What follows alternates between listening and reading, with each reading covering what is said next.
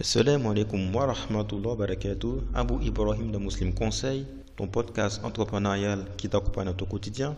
Donc aujourd'hui, je vais te faire méditer un peu. Je vais te faire méditer sur la création d'entreprise. Est-ce que c'est une vocation ou bien est-ce que c'est une nécessité? Donc pour ceux qui vont dire que c'est une nécessité, que leur réponse, qu'ils ne trouvent pas de travail, qu'ils ont un environnement qui est un peu haram et qu'ils aimeraient que ça change. Et pour ceux auxquels c'est une vocation, peut-être ils aspirent plus de liberté.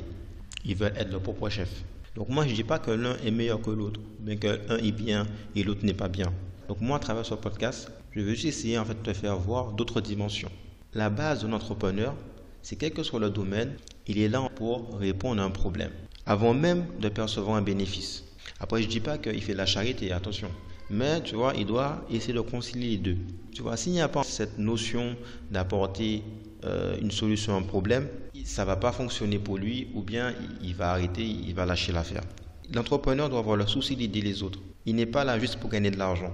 Si tu n'es pas quelqu'un d'empathique ou tu n'es pas trop social, si tu n'as pas ces qualités, tu auras du mal à aider les autres. Il te faut travailler sur toutes ces qualités. Et si tu les as, il faut que tu les fortifies.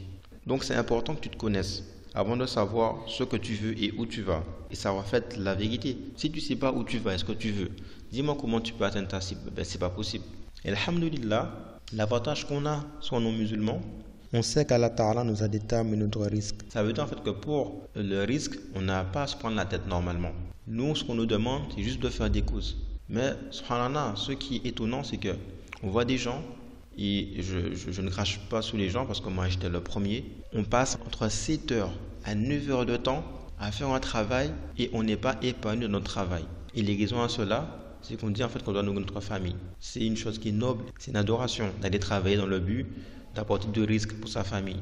Mais là, je veux souligner, c'est que Allah Ta'ala nous a déjà déterminé le risque, mais la cause on l'a laissé. Moi, ce que je veux te montrer, c'est que si tu n'es pas ce que tu fais, pourquoi tu restes aussi longtemps dans ce que tu fais? Année après année, tu restes dans un travail que tu n'aimes pas. Ne pas se rendre compte, mais être dans un travail où on n'est pas épanoui, on n'aime pas son travail, ça a des effets négatifs. Déjà le matin, comment tu peux avoir de l'énergie à l'idée même que tu sais que tu vas aller bosser, et même dans ton travail, comment tu peux consacrer de l'énergie à quelque chose que tu n'aimes pas? En gros, c'est comme si tu faisais quelque chose pour rien en fait. Ou bien tu dépenses ton énergie dans quelque chose que tu ne vas pas récupérer. Puisque quand tu travailles normalement dans un domaine, tu es censé t'améliorer, prendre des compétences que tu vas mettre sur ton CV. Mais si tu fais quelque chose que tu n'aimes pas, pour toi, ce ne sera pas une valeur ajoutée. Moi, je parle un peu de mon vécu. Donc pour moi, l'entrepreneuriat, c'était une nécessité. Car avec mon diplôme et les postes que j'occupais, c'était dans un environnement, justement, il y avait beaucoup de mixité. Donc c'était un travail en open space. Donc c'était toujours des réunions avec la direction.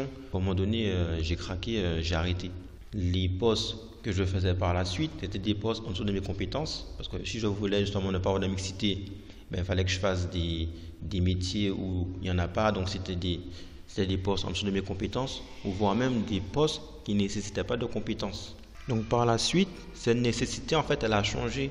Elle est devenue une vocation. Quand j'ai commencé à persévérer dans l'entrepreneuriat, ne pas lâcher l'affaire, à m'accrocher dans cette voie, je me suis rendu compte que pour apporter de la valeur aux autres, il fallait que moi-même je prenne de la valeur.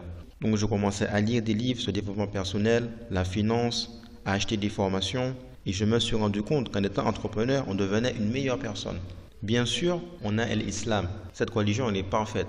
On ne peut rien ajouter ni la modifier. Suivre les enseignements de l'islam nous suffit. Mais comment on peut pratiquer correctement les préceptes de l'islam dans un travail qu'on n'aime pas ou dans un environnement hostile? Donc qui ne rêverait pas justement d'être payé et d'avoir des hasanats en aidant les autres? Parce que l'entrepreneuriat, c'est avant tout aider les autres. Donc je commençais à m'intéresser à la vie des entrepreneurs à succès. Je me suis rendu compte qu'une des causes de leur succès, c'était la lecture et l'apprentissage qui leur ouvraient l'esprit. Ils avaient un bon comportement, ils étaient disciplinés, malgré la quantité énorme d'argent qu'ils avaient. Et bien d'autres comportements qu'on a déjà dans notre religion. J'avais même écouté un témoignage. Et j'avoue, ce témoignage-là, ça m'avait fait méditer. C'était qu'un entrepreneur, avant de connaître son succès, il avait une période de sa vie où c'était tellement difficile, mais qu'il n'a pas lâché l'affaire. Donc vous savez c'était quoi? Il y avait un moment donné où il achetait une baguette, où il achetait un pain, et il le séparait en 7 morceaux. Donc dedans il mettait de la pâtée, je crois, et il prenait un morceau de pain par jour. Mais malgré ça, il n'a pas lâché l'affaire de son entrepreneuriat il a redoublé d'efforts et Allah Ta'ala lui a donné la réussite. Donc, autre message que je te fais passer, c'est que être entrepreneur, ce n'est pas que du tijara, mais c'est le fait de s'améliorer soi-même tout en apportant de la valeur aux autres. Un début de cette chaîne, c'est de t'apprendre l'intelligence entrepreneuriale, comprendre les codes de réussite dans la création d'entreprise. Donc, c'est ça que je voulais te faire méditer lors de ce podcast. Donc, si tu as des commentaires, n'hésite pas à me les dire, je vais regarder, Inch'Allah.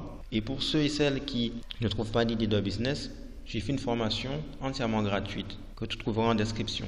Donc je te dis à très bientôt. Assalamu alaikum wa rahmatullahi wa barakatuh.